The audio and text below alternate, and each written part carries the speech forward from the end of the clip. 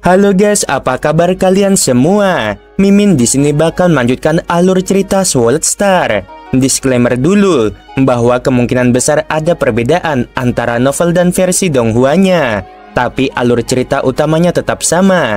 Jadi tanpa ragu, Mimin akan membawakan alur ceritanya. Sebelum dimulai guys, Mimin ingatkan bahwa Sword Star akan ada movie tentang dunia sungai darah kan? Nah, pas banget nih yang Mimin bawakan kemungkinan masuk ke dalam movie-nya. Oke skuy, simak bagian pertamanya. Di bagian terdalam samudra fantasi, di dalam pulau ke-21, duduk seorang lelaki tua lapis baja berwarna emas. Dia adalah manajer samudra fantasi. Pria tua dengan wajah penuh sisi hitam membuka matanya. Dengan pandangan bingung dia berkata, dia hanya universe tingkat 9, tapi melewati pulau ke-7 dengan begitu mudah. Bahkan banyak penguasa sektor tidak bisa melewatinya, namun ia melewatinya dengan mudah. Ternyata dia Lo Feng, murid kaisar sejatian. Pria tua itu tersenyum. Dia menyaksikan kemajuan Lo Feng melalui lautan fantasi. Setelah beberapa saat, mata pria tua itu penuh kejutan. Dia melewati pulau ke-8. 21 pulau fantasi sebenarnya sangat mirip dengan melewati 21 tingkat jembatan surgawi. Kekuatan kesadarannya pasti tidak bisa dibandingkan dengan penguasa sektor puncak. Mata pria tua itu penuh dengan kejutan. Dia berkata dengan sungguh-sungguh, kekuatan tekadnya yang kuat. Tekadnya tidak tergoyahkan. Sebenarnya, dia bahkan lebih kuat dari puncak penguasa sektor. Pulau ke-9 dinamai sebagai salah satu batas penguasa sektor. Sangat sedikit penguasa sektor bisa melewati ini. Lo Feng mungkin tidak bisa melewatinya. Pulau ke-9, batu, gunung, dan pasir semuanya berwarna putih. Lo Feng berdiri di puncak gunung setinggi 300 meter hingga 400 meter di pulau itu. Tubuhnya tegak, matanya dingin, menatap seperti pisau. Tidak ada tanda-tanda kekhawatiran atau keraguan. Dalam beberapa detik, ilusi dan tekanan mulai sepenuhnya menelan Lo Feng. Lo Feng merasa seolah-olah gunung besar baru saja menabrak kesadarannya. Ini murni kekuatan kesadaran saja. Bahkan bagi banyak pejuang penguasa sektor, kesadaran mereka akan segera tergoncang dan mereka akan merasa pusing. Dalam kondisi buram itu, tanpa disadari orang akan jatuh ke dalam ilusi dan kalah. Lo Feng segera merasakan getaran itu. Dia melihat tanah mulai berputar di depannya dan mulai merasa pusing. Kesadarannya mengeluarkan raungan. Pikirannya yang hampir putus asa segera dibangunkan kembali dan pikirannya jernih lagi. Kekuatan kesadaran seorang termasuk energi roh, kekuatan mental, dan sebagainya. Saat kekuatan seseorang tumbuh, itu akan tumbuh secara alami. Misalnya, jika penguasa sektor melepaskan tekanan rohnya, ia dapat dengan mudah menghabisi seorang pejuang tingkat bintang. Kekuatan kesadaran Lo Feng setingkat binatang bertanduk emas penguasa domain tingkat 6. Binatang bertanduk emas jauh lebih kuat daripada manusia tingkat yang sama. Itu sebanding dengan penguasa domain level 9 atau bahkan penguasa sektor level 1. Saat ini, ia berada di bawah serangan tekanan puncak penguasa sektor. Untungnya tekadnya sangat kuat. Dia bisa menahan serangan itu dan tidak hancur. Jika tingkat kesadarannya berada di tingkat universe, ia akan langsung hancur. Adegan berubah, dan ketika kesadaran Lo Feng dipukul, dia jatuh ke dalam ilusi. Ekspresi Shushin dipenuhi dengan kekhawatiran ketika dia berteriak. Ilusi itu bahkan menyerbu ingatannya, berusaha berbaur dengannya. Hati sedingin cermin, bahkan ketika beberapa titik debu jatuh, cermin masih akan memantulkan dengan jelas. Lo Feng segera merasa gelisah setelah dipengaruhi oleh ilusi. Kesadaran Lo Feng memantapkan dan segera menerobos rintangan, memotong dan mengiris langit. Namun, itu menyebabkan dunia ilusi hanya sedikit bergetar. Getaran kecil ini saja membuat Lo Feng tersenyum dingin. Kesadarannya seperti pisau, secepat kilat. Itu menghasilkan puluhan juta bila. Itu menyebabkan dunia ilusi menghasilkan air mata yang tidak stabil. Setelah itu hancur dan sekitarnya mengungkapkan pemandangan pulau ke-9 sekali lagi. Di kejauhan, muncul warna putih yaitu pulau ke-10.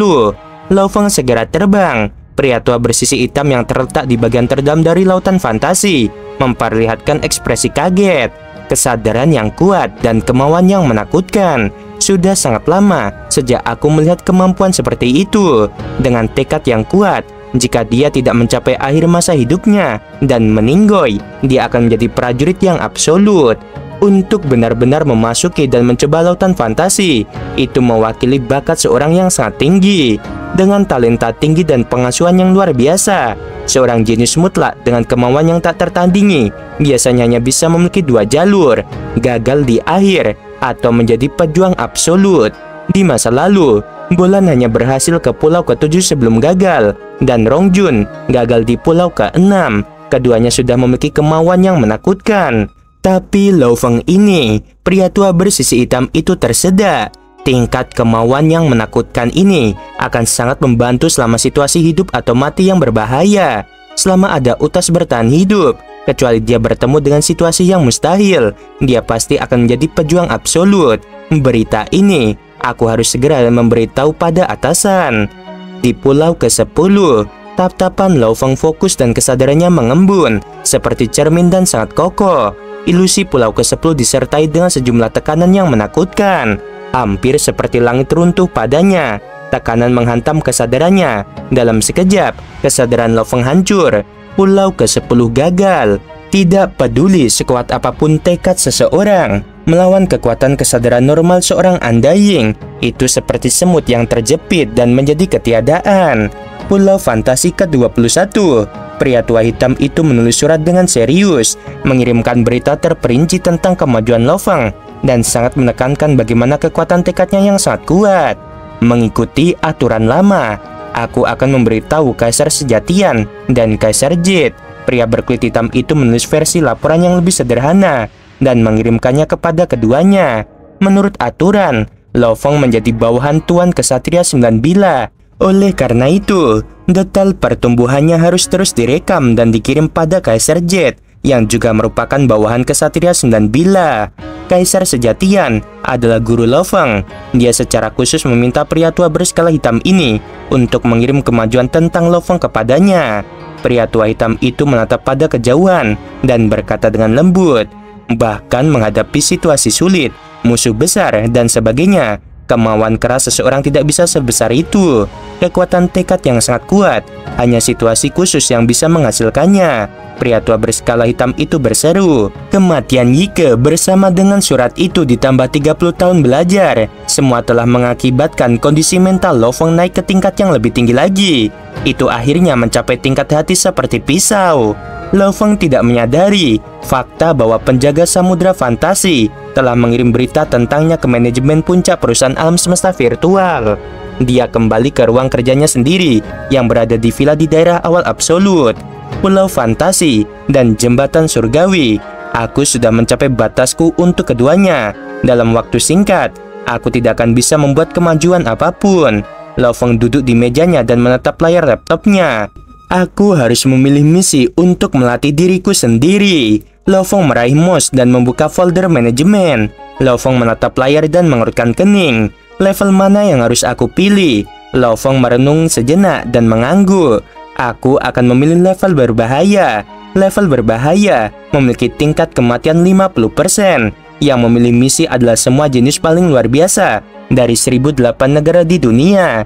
Meskipun mereka semua memiliki kekayaan yang cukup untuk membeli harta, banyak yang tidak berani memilih level yang terlalu keras untuk pertama kalinya. Biasanya, hanya setelah mendapatkan pengalaman yang cukup, mereka akan memilih level berbahaya. Meski begitu, angka kematiannya masih 50%. Ini menunjukkan betapa berbahayanya hal itu. Aku berbeda dari mereka. Aku memiliki dua klon hebat yang bahkan lebih kuat dari tubuh ini. Lo Feng berpikir, jika aku tidak memilih misi yang lebih berbahaya, tidak akan ada tantangan. Meskipun dia percaya diri, dia masih perlu bijaksana. Dia tidak berani memilih level mustahil yang paling menakutkan. Lo Feng mengetuk lembut dan memilih misi tingkat berbahaya. Layar muncul dengan kata-kata peringatan merah. Yang Mulia Lo Feng melakukan misi untuk pertama kalinya. Menurut catatan dan sejarah perhitungan dari perusahaan alam semesta virtual, mereka yang memilih misi berbahaya sebagai misi pertama memiliki angka kematian sebesar 78,2%. Silakan pilih dengan bijak. Lo Feng mengerutkan kening. Pasti ada cara untuk selamat dari misi, karena level mustahil ada di atasnya. Peluang bertahan hidup dari level berbahaya sudah pasti lebih besar.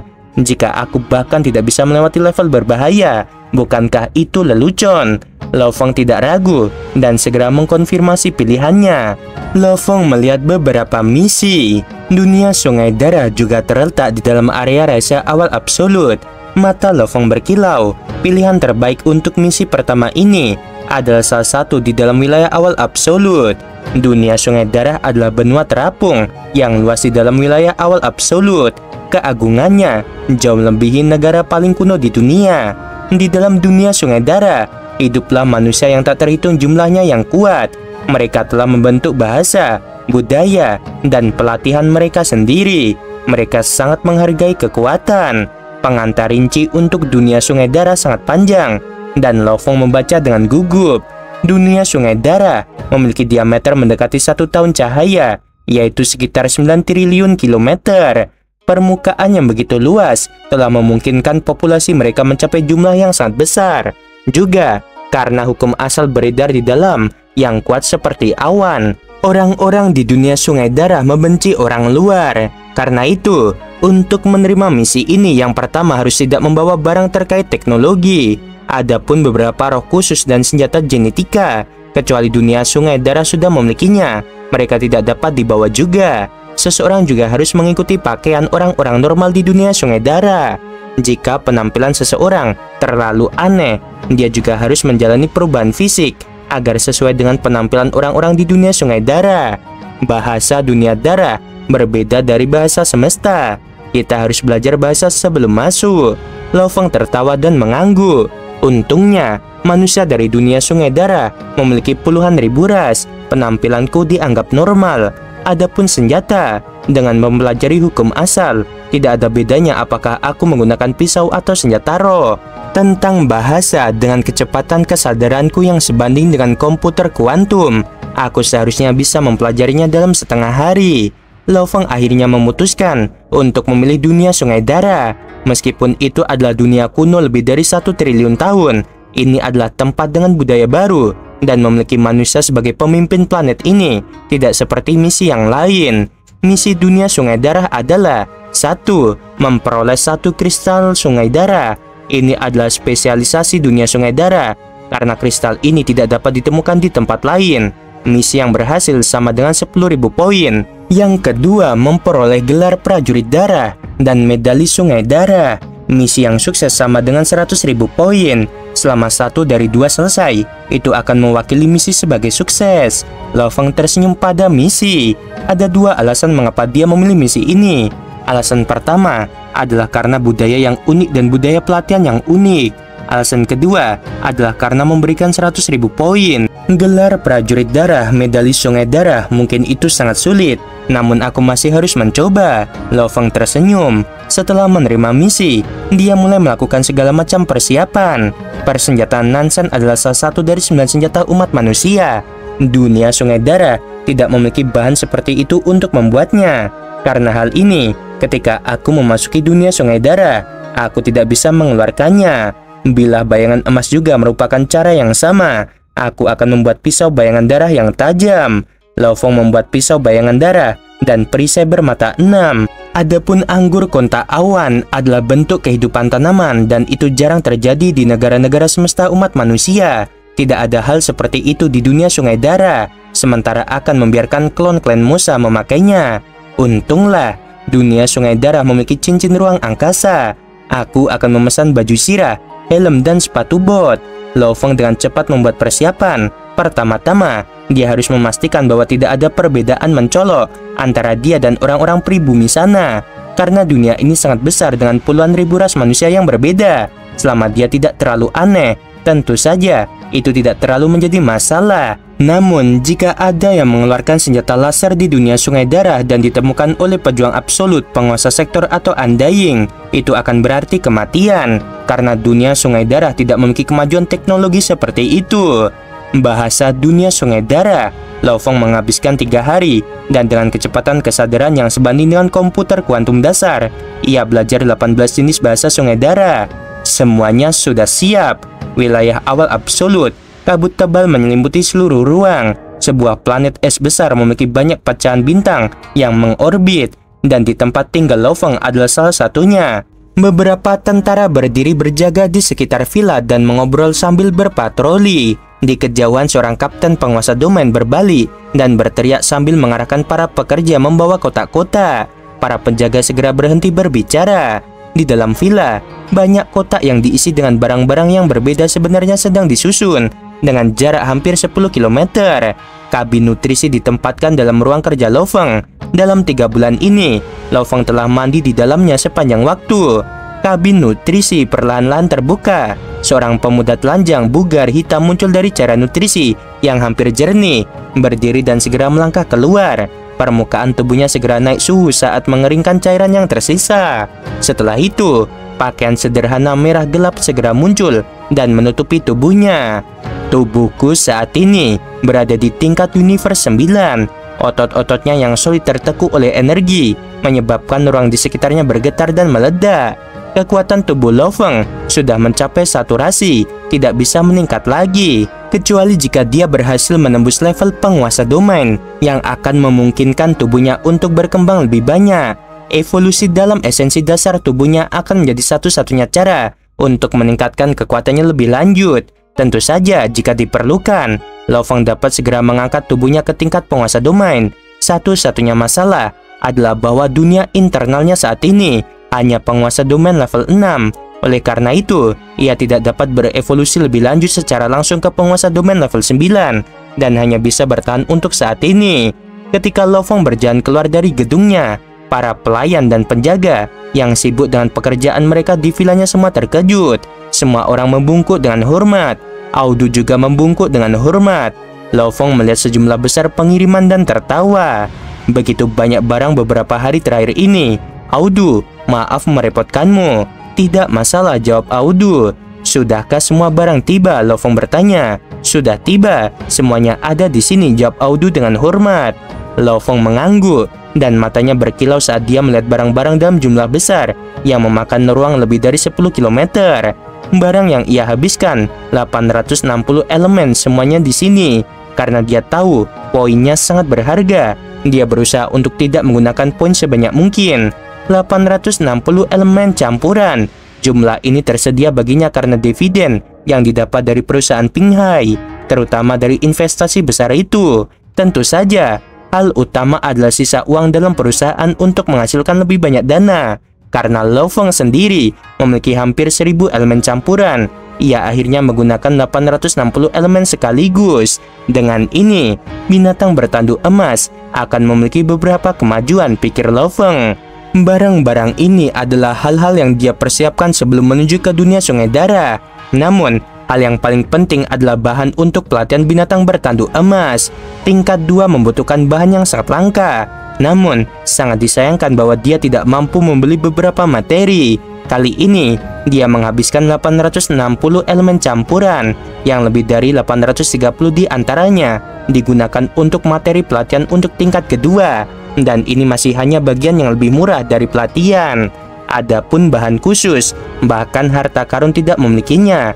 Ketika sampai pada bagian yang mahal, Lo Feng tidak mampu membelinya. Efek dari Dewa Dunia adalah pemberani, namun persyaratannya terlalu keras. Tingkat 2 membutuhkan bulukan Luosi, itu saja membutuhkan 12 juta. Adapun beberapa item mereka mungkin juga tidak berada di harta karun. Lo Feng berpikir, tidak heran teknik ini sangat sulit untuk dilatih. Biaya untuk menyelesaikan level 2 sangatlah besar. Lo Feng mengangkat tangannya dan menyuruh Babata menyimpan semua barang di ruang penyimpanannya. Hari kedua, Lo Feng mengenakan baju besi dan sepatu bot hitam. Dia membawa perisai bermata 6 dan pisau bayangan darah. Ini semua dibuat khusus untuk misinya di dunia Sungai Dara. Karena rotan, kontak awan, dan komputer kuantum di lengannya tidak sesuai dengan peraturan dunia itu, ia menyerahkannya ke tubuh klan Musa untuk dipakai. Tentu saja, Babata bersembunyi di dalam ruang penyimpanannya sesuai dengan instruksi Lo Feng. Babata, kamu dilarang menunjukkan keberadaanmu dengan cara apapun di planet Sungai Dara. Yang paling bisa kamu lakukan adalah berkomunikasi secara mental denganku. Aku sudah bersama gurumu melalui begitu banyak situasi hidup atau mati. Santai saja, kata Babata. Lo Fong berdiri di villa dan melihat langit yang diliputi kabut. Sebuah kapal semesta turun dari kejauhan. Yang mulia, berhati-hatilah dalam misimu, Audu menyarankan dengan hormat. Lo Fong mengangguk, menjadi seberkas cahaya dan terbang. Semoga beruntung yang mulia. Lebih dari 100 penjaga dan 1000 anggota staf, semua mengatakan secara bersamaan. Alam semesta yang gelap. Kapal alam semesta berbentuk ikan ini dengan cepat berkembang.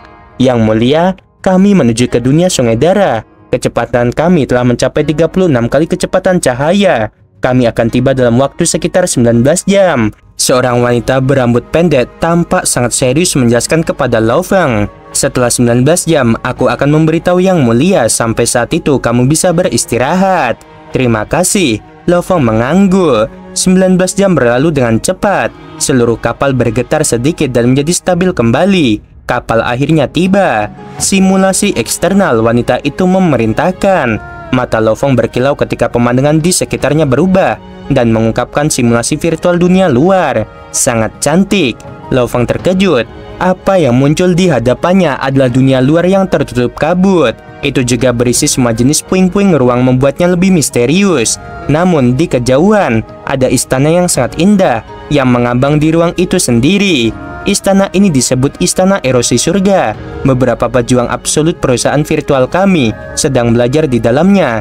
Mereka juga bertugas mengawasi dunia Sungai Dara. Di dalam istana tidak jauh ada sektor kosong yang besar. Ia memiliki ruang yang cukup untuk memungkinkan kapal semesta melaju dengan cepat. Aku akan mengirimmu ke sana. Begitu kamu keluar dari kapal ini, itu tidak terlalu jauh dari dunia Sungai Dara. Yang mulia Lo Fong harus mengandalkan kapalmu sendiri, kata wanita berambut ungu itu. Yang mulia, seharusnya membawa kapalmu sendiri. Poin ini disebutkan dalam manual misi pelatihan. Dimengerti. Lo Fong mengangguk. Pintu kabin terbuka dan Lo Fong yang mengenakan baju besi dan sepatu bot yang berwarna hitam sambil membawa perisai dan pisau terbang keluar dari kapal. Istana Erosi Surga. Lo Fong berdiri di sana, menatap istana yang jauh. Dengan gelombang, sebuah kapal piramida perak muncul. Itu adalah kapal otomat yang dia peroleh di bumi. Kapal ini jelas merupakan kapal yang sangat luar biasa. Apakah itu mobilitas atau pertahanan, itu tidak buruk. Lo Fong memasuki piramida perak. Bagian luar kapal bermetamorfosis dengan cepat menjadi pecahan meteorit yang kelihatan normal. Tampak seperti tidak ada dalam ruang. Dengan cepat dipercepat dan menuju dunia Sungai Dara. Berdiri di ruang kontrol, Lo Fong memandang ke depan. Di kejauhan ada benua yang sangat luas mengambang di ruang angkasa. Itu benar-benar diselimuti awan dan atmosfer. Ini adalah dunia Sungai Dara. 3 jam lagi sebelum memasuki atmosfer luar, dunia Sungai Dara telah menyambut orang luar lainnya. Dunia Sungai Dara adalah tempat di mana yang kuat seperti awan. Lo Fong memandang dunia yang mendekat. Aku harus sangat bijaksana dan jelas tidak mengungkapkan identitasku. Namun itu aneh. Dengan kekuatan perusahaan virtual, membersihkan seluruh dunia Sungai Dara seharusnya sangat sederhana. Mengapa mereka malah memilih untuk membangun Istana Erosi Surga untuk mengamati dari luar? 3 jam kemudian, kapal otomat dengan penampakan meteorit yang normal akhirnya memasuki atmosfer dunia Sungai Dara. Aku tidak bisa melangkah lebih jauh. Dengan pikiran, dia terbang keluar dari pintu kabin kapal dan menyuruh Babata menyimpan kapal di ruang penyimpanannya. Dunia Sungai Dara ada total 18 lapisan awan. Penduduk asli dunia Dara Sungai paling banyak terbang ke tingkat ke-18, tidak berani melangkah lebih jauh karena mereka tahu bahwa klan di luar langit akan menghabisi semua penduduk asli Sungai Dara setelah mereka meninggalkan dunia itu. Tidak ada orang yang pernah selamat. Di lapisan awan ini, aku mungkin bertemu beberapa penduduk asli. Lo Fong dengan pisau dan perisai di punggungnya sangat akurat mirip dengan penampilan seorang prajurit dunia Sungai Dara normal. Dari lapisan ke-18, ia mengikuti gravitasi yang sangat kuat. Setelah 15 menit turun, ia akhirnya berhasil menembus lapisan awan pertama. Di depannya, pemandangan dunia Sungai Dara akhirnya terbuka. Lo Fong berseru dengan kaget. Tepat di bawahnya ada barisan pegunungan dan hutan yang tak berujung. Dengan tatapannya, ia dapat menentukan bahwa hutan kuno ini memiliki luas setidaknya 10.000 km. Di pinggirannya, orang bisa melihat siluet kecil. Itu adalah kota-kota.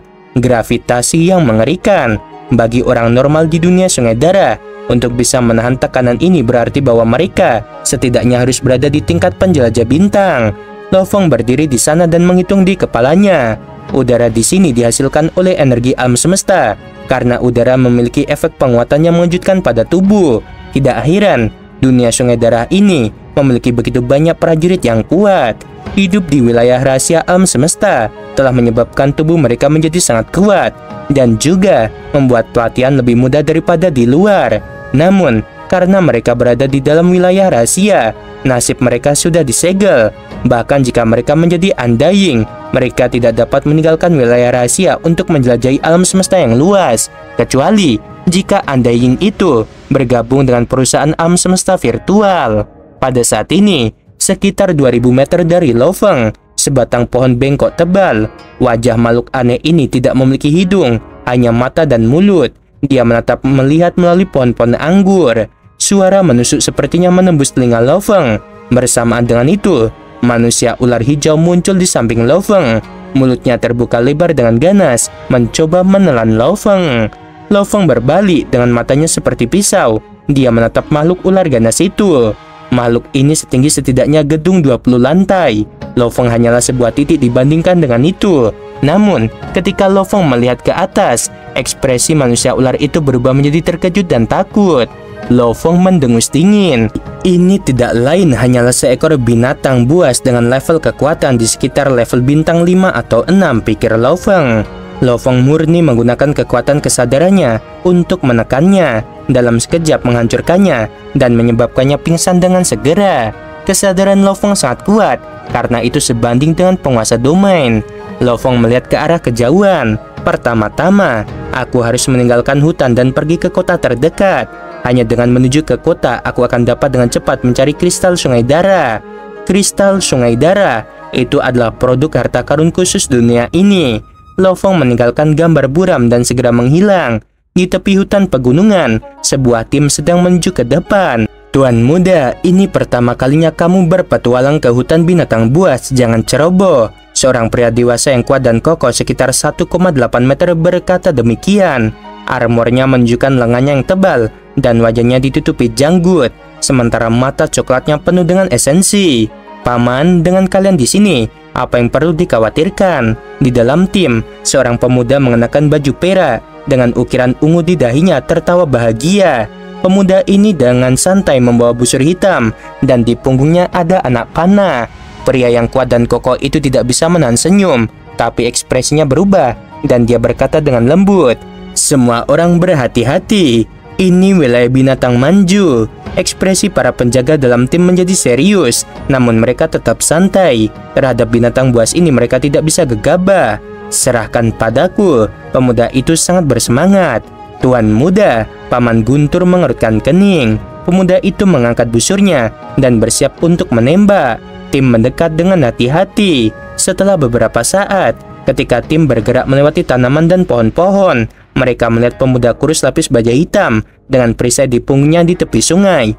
Tangannya memegang daging panggang yang sedang dia nikmati. Pada saat ini, siluet kabur abu-abu besar sedang menuju dari kejauhan. Ini menyebabkan seluruh tim melompat dengan kaget. Cahaya hitam segera menembus udara dan menabrak bayangan abu-abu itu. Siluet abu-abu itu menjerit kesakitan dan segera memutar dan mendarat di tanah. Itu adalah bajingan berbulu. Satu-satunya hal adalah bahwa ia hanya memiliki satu cakar. Namun cakar itu sebesar tubuhnya. Sebuah panah bersarang di tubuhnya dan darah merah menyembur keluar dari lukanya. Ekspresi pemuda perak itu menjadi serius. Ukiran ungu di dahinya sedikit bersinar dengan cahaya. Tangannya seperti hantu. Dia dengan cepat menarik panah lain dan menembak. Namun binatang manju yang dipersiapkan kali ini memelintir tubuhnya dan melambaikan cakar yang tajam. Pria yang kuat dan kokoh itu mengainkan dua kapak dari pinggangnya dan lengannya disilangkan dengan sengit. Dia menebas tubuh binatang manju. Setelah itu kapak tunggal menghilang dan lelaki kuat dan kokoh itu telah mencapai 10 meter di belakang binatang manju. Binatang manju segera jatuh dari udara dan terbelah menjadi dua. "Paman Guntur, kamu terlalu kuat." Pemuda lapis baja perak bertepuk tangan dengan bersemangat. "Jangan ceroboh di masa depan." Binatang manju memiliki dua kartu andalan. Salah satunya adalah cakarnya dan yang lainnya adalah napas racunnya. Binatang manju ini sudah mencapai tingkat langit. Jika semakin dekat dan melepaskan gasnya, itu akan menyusahkan. Para penjaga lainnya segera tertawa bahagia dan pergi untuk berkumpul. Pemuda lapis baja perak berjalan menuju pemuda lapis baja hitam. Dengan nada yang bangga dengan usianya dan pengalamannya sendiri, dia berkata, "Saudaraku, dari mana asalmu?" Pada saat ini pemuda lapis baja perak merasakan perasaan menjadi pahlawan dan penyelamat.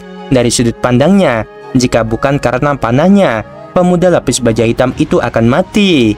"Terima kasih." Lo Fong memandang pemuda lapis baja perak itu, tersenyum dan mengangguk. Binatang manju sebelumnya hanya memiliki kekuatan bintang level 1 atau 2.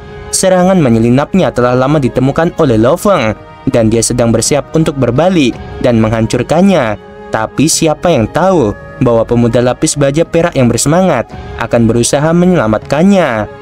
Oke guys, episode kali ini cukup di sini dulu, dan gimana ini ya nanti movie-nya Sword Star itu mulai dari sini guys. Blood Continent atau dunia sungai darah ini ya. Blood River Continent lah, pokoknya itu judulnya ya, dan ya ditunggu next episodenya. Oke, sebelum video berakhir, Mimin mau bilang sungguh membagongkan. Terima kasih.